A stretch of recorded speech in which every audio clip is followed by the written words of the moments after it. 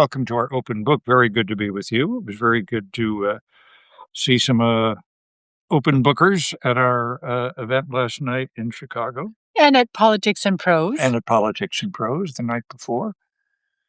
We just got back.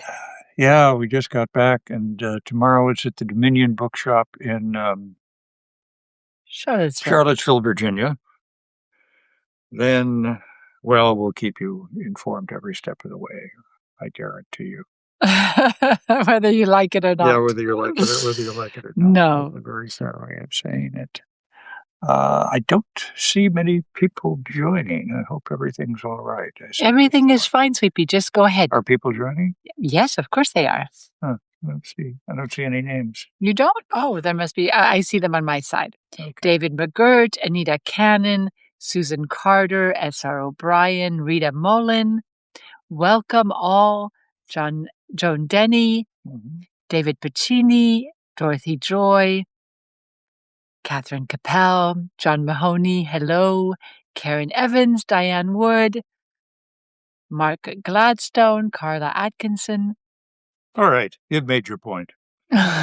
So my NPR newsletter came out today, and I'm just going to read the text of it. Because some of you know about the hacking problem we've been having in a number of ways. But let me just begin this way. The newsletter, I'm not responsible for the title, but I admire it, is I Am Not CEO Musk. And my newsletter reads, I've been hacked. Perhaps you have too, or soon will be. And my story, or at least the part of it that I know so far, may reveal something about our current moment. On March 26, I began to hear from many people who wondered why I had posted photos of a new house on X in which my account was made to say, quote, started with a vision, stayed consistent, and now I'm unlocking my own front door. Crypto opened the door, but faith and discipline got me through it. This moment means everything. Grateful for the journey and even more grateful for at CC Rachel, a name. Thank you for the push. I continue. I did not write that message. I have no cryptocurrency. My family and I did not buy a house. The message was a fraud. I contacted X support, but got only an automatic response. 2 days later, several more people contacted me to ask, as a fellow NPR host did, hey, did you just send me a DM about voting for you for some podcast? Again, the answer was no. I sent no such direct message. It was someone pretending to be me, sending words I never wrote.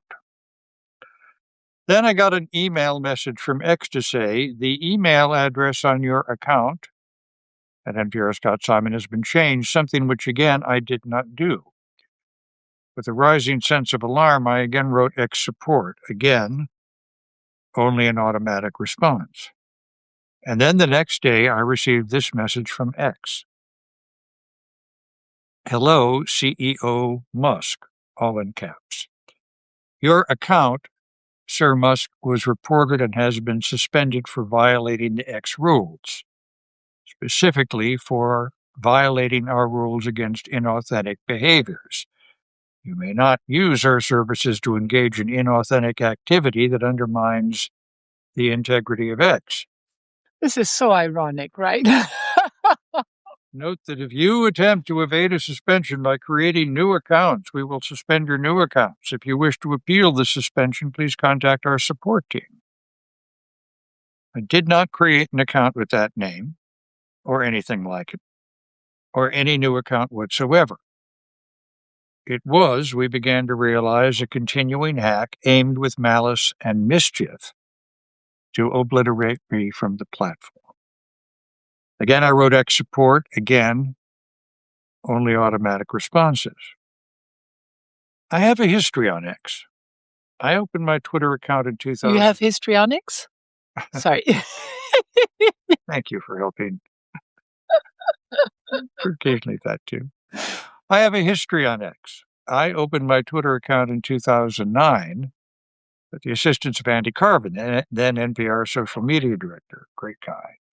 A few years later, I found immense support and sympathy there as I held my mother's hand, talked, and sang with her in her last weeks.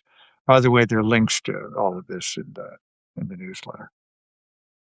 Elon Musk famously acquired Twitter in late 2022. In 2023, NPR stopped posting content to its 52 corporate and journalistic Twitter accounts because the platform had labeled our network state-affiliated media, which NPR is not and never has been.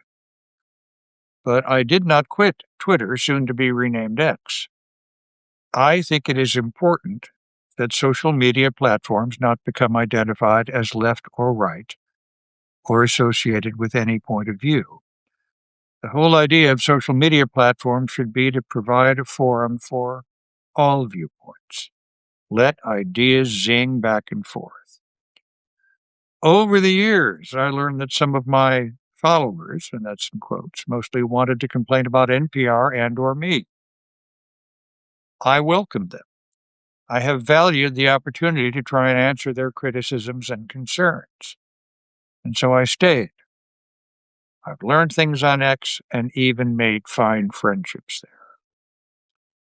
The kind of hacking that I experienced has been made easier by artificial intelligence. It will only be easier in the future. We should remember that hacking is not just a prank. It can be the theft of intellectual property or IP. It seeks to steal or destroy relationships built over time on social media platforms. There have been other hacks on me that I won't detail here, but you don't have to be a corporation to be hacked. We are all personal potential targets. I have filled out each form and even wrote 2 ex-employees whose emails were given to me by an acquaintance. I have received no response from a human being. I'll keep trying. But in the meantime, what do you think of Threads and Instagram, Substack, YouTube, and Blue Sky? Well, say this week on our show, I'm away on book tour, and the terrific Alyssa Nadworny will fill in as host. I especially look forward to her story on top universities trying to increase the number of students from rural families to diversify student populations. You can get this newsletter. Please write us at Scott Simon Newsletter, 2 N's in the middle of that, SIMON, and then the N on newsletter, at npr.org, and you can sign up for this newsletter too, Scott's Thoughts. So, you have a comment from Ezra O'Brien. For a verified Twitter pioneer with 1 million followers and early promotion of the platform, this was particularly cruel. It does feel that way. Mm-hmm. And frustrating, and especially getting no response. Yeah, exactly. You have a paid verified account. Yeah. And it's been almost a month now. Yeah. Yeah. No, it's been more than a month. More than a month, yeah. But we go on. Everything's Instagram now anyway. We did an Instagram from the Art Institute of Chicago in front of the Norman Rockwell in the dugout. I got to talk. As promised, I got to talk about my Uncle Charlie. The quick visit we made before we had to catch a plane for fly back here and then next up on the book tour. But, the highlight I love obviously seeing all of the great artwork we love, but I love seeing the kids. There were lots of student groups. I guess maybe Thursday is a good day for that. And I always love seeing the kids. As a matter of fact, the Instagram post is with kids from the Thomas Jefferson School in Berwyn, Illinois. And what's the young man's name? Sebastian? Mm-hmm. Yeah, Sebastian helped us make that video. Anything else? No. In fact, he was showing us how to do an Instagram Live, but you don't have enough followers. Yeah, that's right. We weren't able to do it. Rub it in, yeah. It was a little frustrating. Yeah. But as I joked at the end of Scott's appearance yesterday, if you get his book, Ulysses S. Cat, and read it, you will also know all of his passwords. So we are living in a new era. Go change your passwords. We all need to have a passkey set up, two-step I mean, this authorization. has obviously been a high operation. Yeah, This is- but this is especially important all to everyone. Marianne said that she's been hacked. It's going to happen more and more, and we have to have secure passwords as much as we can. So I'm also going to post a text version of that when we figure out how to do that on Substack, and maybe I can figure out ways to get it out to onto X too. Yes, if anybody has still an account or is able to post this, please. Yeah. So in any event, thanks very much for being with us. Well, and can I mention one other thing? Julie K. Brown, the Yes. great journalist from the Miami Herald, who just won a Pulitzer Prize for her work, she was also hacked, very similar to what happened to Scott, and she was much more aggressive and did a post about this being really a threat to journalists and X trying to get journalists off the platform. Yeah. Anyway, she's back on, but this is happening to many journalists. Yeah, exactly. Oh, thank you, SR. So thanks very much for being with us tonight on our open book. Tomorrow we'll try and put up an appearance from the Dominion Bookstore in Yes, in Charlottesville. Charlottesville, Virginia. We're becoming savvier with Instagram. Bear with us. Yeah, exactly. So thanks very much for being with us tonight on our open book, and glad to get this out in the open and off my chest. And so we're glad to be with you tonight, and we're going to get out there and beat the hustings for you, Ulysses. We had a wonderful trip to Chicago. It was, yes. So thanks very much for being with us. We're going to go eat some cheesecake. Yes, friends. Send us home with. Do we know what flavor? No, I haven't opened it yet. Cheesecake.